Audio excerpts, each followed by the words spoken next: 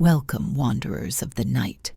My name is Lizzie Bishop, and I am your guide into the shadows where truth and nightmare blur. Here, nothing is ever quite what it seems. Faces change, voices echo, and memories refuse to stay buried. Tonight I will share with you a story that is not mine, but it could be yours. A story of love gone wrong, of obsession that does not end, and of strangers who carry words that should have died with a relationship. Once you hear it, you may never look at the faces around you the same way again. Are you ready to follow me into the dark? Emily Carter thought she had finally escaped. She was 27 years old, fresh out of a 2-year relationship with a man named Nathan Hale, the kind of man who never raised his voice in public, who never left a bruise on her skin, but who wrapped himself around her life in quieter, deadlier ways. Nathan wasn't violent in the traditional sense, but he didn't need to be. He was the kind of man who tracked her phone usage, who asked her the same question twice on different days, just to see if her answers matched. He had an obsession with control. He wanted her entire world to orbit his gravity. And for far too long, Emily let herself be pulled. But one day, she broke free. She left him, changed her phone number, deleted her social media, packed her belongings into a tiny U-Haul, and disappeared into a new apartment across town. For the first time in years, she breathed like the air was hers again. She believed the story was over. She had no idea it was just beginning. It started small. It always does. A Tuesday morning in a cramped coffee shop near her new place. The kind of cafe where the chalkboard menu smudges with yesterday's specials, and the air smells of espresso and burnt milk. Emily stood in line, her mind drifting, until it was her turn to order. The barista, a girl about her age with dark hair tucked beneath a cap, smiled strangely at her. It wasn't the smile of customer service. It was too knowing. And then she tilted her head and said, "Good morning, sunshine." Emily froze. Her stomach clenched.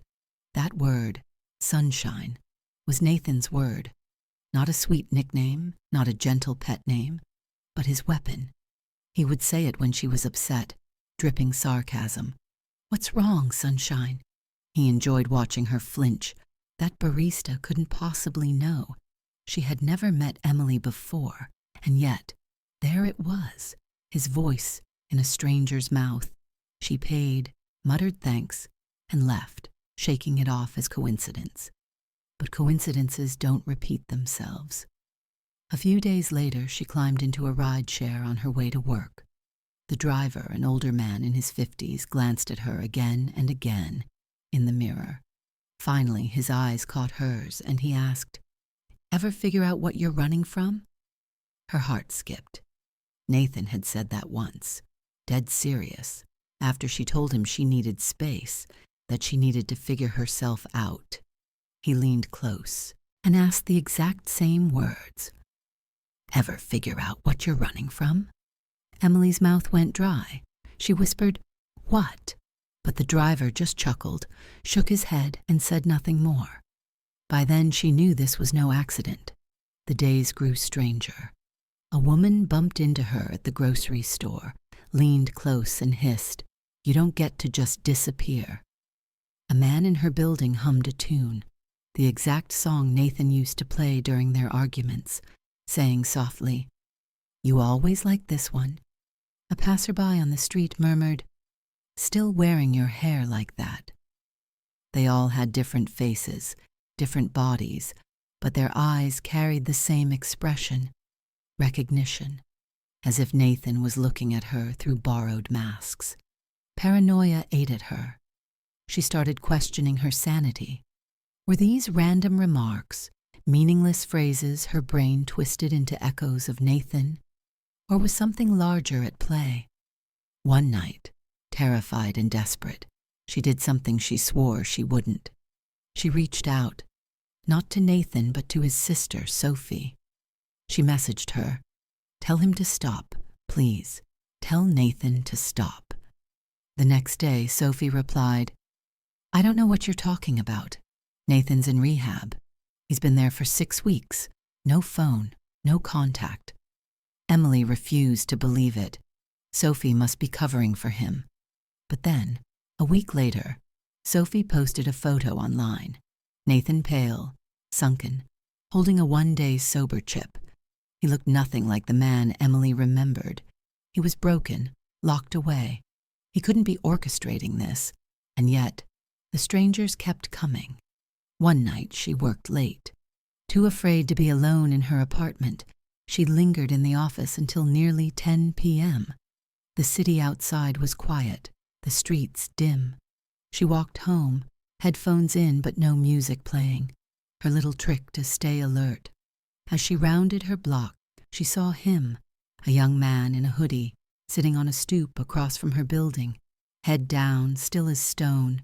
She almost passed by without looking. Then he spoke. "Cold out tonight, huh, sunshine?" Her blood ran cold. She didn't reply. She walked past, every step heavier than the last, until she reached her building.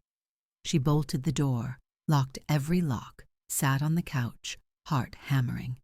Hours passed in silence until she collapsed into uneasy sleep. But the next morning, her front doormat was flipped upside down. On the underside, in jagged pen strokes, someone had scrawled, "You can change your face too, but I'll still recognize you." Emily vomited. That day she packed nothing, no clothes, no toiletries, and booked a hotel. She needed noise, people, witnesses. The hotel clerk gave her a room on the 4th floor.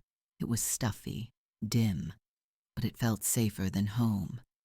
Until 2 a.m. when a knock rattled her door. 3 slow knocks. She froze. They came again. She crept to the peephole. A woman stood there, mid-40s, expression blank, eyes fixed on the door. She said nothing. She didn't move.